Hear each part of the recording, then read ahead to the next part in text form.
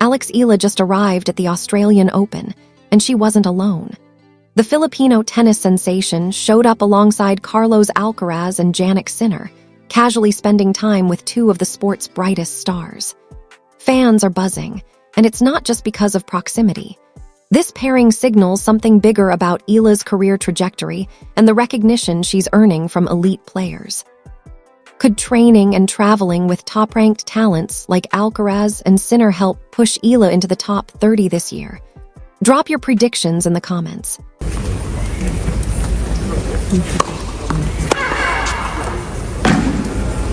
We can walk from. We can walk up. We can walk left. We can walk on.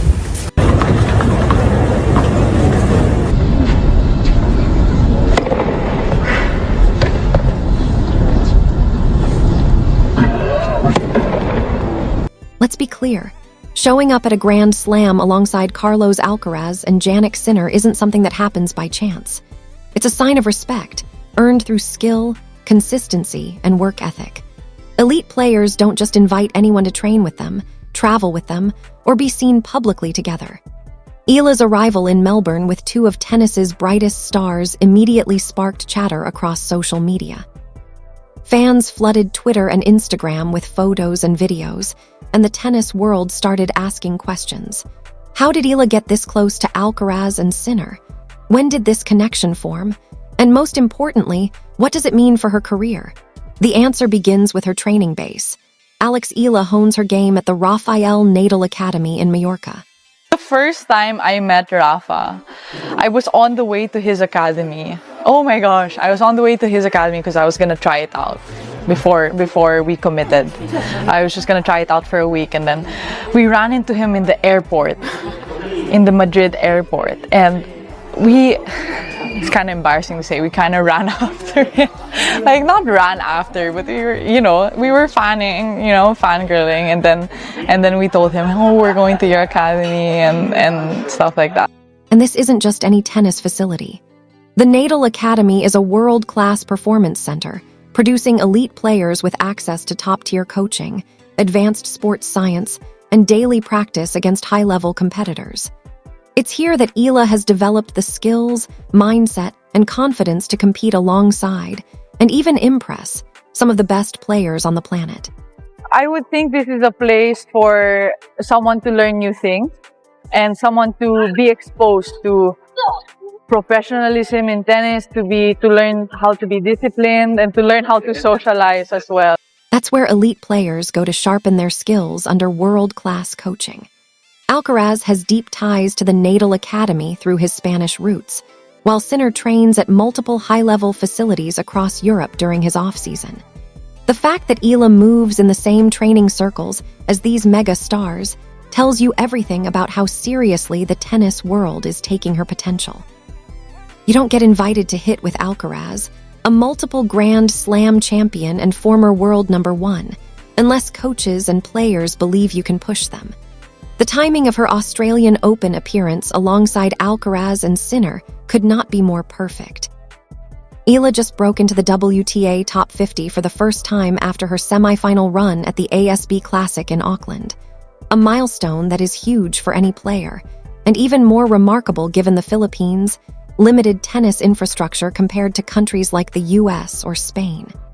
Just a year ago, she was ranked 138 in the world, playing ITF events, the minor leagues of professional tennis. Today, she is guaranteed a spot in the main draw of a Grand Slam, rubbing shoulders with the sport's elite. Her breakthrough began at the Miami Open last year, where she reached the semifinals and defeated Iga Swiatek, a former world #1 and multiple Grand Slam champion. That wasn't luck. It was a statement that she belongs on the biggest stages. She followed that with her first WTA final at Eastbourne, proving her consistency at high-level events. In just a few months, Eala went from relative obscurity to must-watch status, and now she's arriving in Melbourne alongside Alcaraz and Sinner as if it's the most natural thing in the world. The optics alone signal to the tennis community that she is a peer of the next generation of elite players. Training with top-level players provides both technical and psychological advantages. Facing Alcaraz means adjusting to incredible pace, athleticism, and aggressive baseline play, while Sinner tests her consistency and ability to redirect pace. That variety prepares her for the physical and tactical demands of climbing the rankings. Beyond technique, practicing with champions helps internalize elite-level expectations. Standing across the net from players who have won Grand Slams and reached #1 makes the top of the sport feel achievable. The Australian Open itself offers a perfect opportunity for Eala to make a statement. Last year, she lost in the first round of qualifying. This year, she enters the main draw with virtually no ranking points to defend. Every match won boosts her ranking significantly. With her current form, a few strong rounds could move her into the top 40, and by the time Roland Garros arrives in June, she could break into the top 32, earning a seeded spot at a Grand Slam, a meteoric rise for someone who was on the ITF circuit just a year ago. The Philippines is electrified by her success. Tennis may not dominate the sports landscape there, but Eala is changing that. Fans traveled to Auckland and will be in Melbourne in even greater numbers. Opponent Donna Vekic commented on the sheer volume of Filipino supporters, highlighting the impact of this passionate, traveling fan base. Eala remains grounded amid the attention, crediting her family for keeping her focused and emphasizing hard work over hype. Her recent wins demonstrate her rapid improvement and elite competitive mindset. She defeated Vekic twice in a week, first in a marathon 3-set match at the ASB Classic, then in straight sets at the Kuyang Classic. The ability to adjust, learn, and improve immediately is a hallmark of a top-level player. Some may dismiss her Melbourne arrival with Alcaraz and Sinner as mere PR, but that's far from reality. At this level, professional athletes don't spend time on publicity stunts. If these top players are practicing with Eala, it's because they recognize her skill, her ability to challenge them, and the value she brings to elite-level training. In the tiny, tightly connected world of professional tennis, being accepted into this circle is a clear signal. Alex Eala is now considered one of the rising stars to watch. Everyone in elite tennis knows everyone, and reputations spread fast. If you're not good enough, or don't have the right mentality, the top players won't want to practice with you. The fact that Alex Eala has integrated seamlessly into these circles speaks volumes about how her peers view her. There's also a practical side. High-quality practice partners are critical during Grand Slams. Players need sharp, challenging sessions between matches. Eala provides exactly that, a talented, hungry competitor who can replicate different styles, push top players like Alcaraz and Sinner, and elevate the intensity of training. It's mutually beneficial. The elite players get a partner who keeps them sharp, while Eala gains priceless experience, learning how champions prepare for the biggest stages. Looking ahead, Eala's schedule is packed with opportunities. After the Australian Open, she'll compete in Middle Eastern events and the North American swing. Consistently reaching quarterfinals and semifinals, not even necessarily winning titles, will accelerate her climb up the rankings. Comparisons to Emma Raducanu's meteoric rise aren't entirely accurate. Raducanu exploded onto the scene with a US Open victory as a qualifier, then struggled with injuries and pressure. Eala's ascent is more sustainable, built on steady progress and carefully gaining experience at each level. Her training at the Rafael Nadal Academy has been pivotal. She has access to world-class facilities and coaching, and Nadal himself has provided guidance during practice sessions, an invaluable boost for any young player.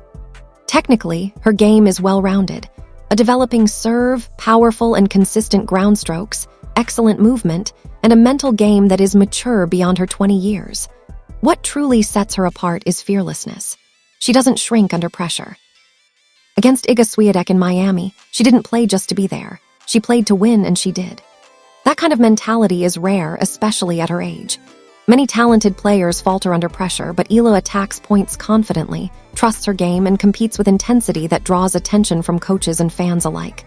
The Australian Open will be a true test. Melbourne's conditions, hot, physical, and demanding, favor players in peak shape and mentally strong. Eala meets both criteria. With a favorable draw, she could make a deep run. Reaching the fourth round is realistic, and the quarterfinals would be remarkable, though not impossible given her current form. Even if she doesn't go that far, the statement has already been made. Alex Eala is here to stay. She is not a one-hit wonder or a feel-good story fadding after a single tournament. She's a legitimate contender, training with champions and competing like one. The Filipino flag is flying high in the tennis world because she carries it with skill, pride, and the humble confidence of a rising champion. Alex Eala isn't just attending the Australian Open. She's arriving as a true force in women's tennis, endorsed by champions and proving herself on court. If you're excited to follow her journey and see more coverage of the sport's rising stars, hit that like button and subscribe. Who do you think will go further at the Australian Open? Eala, Alcaraz, or Sinner?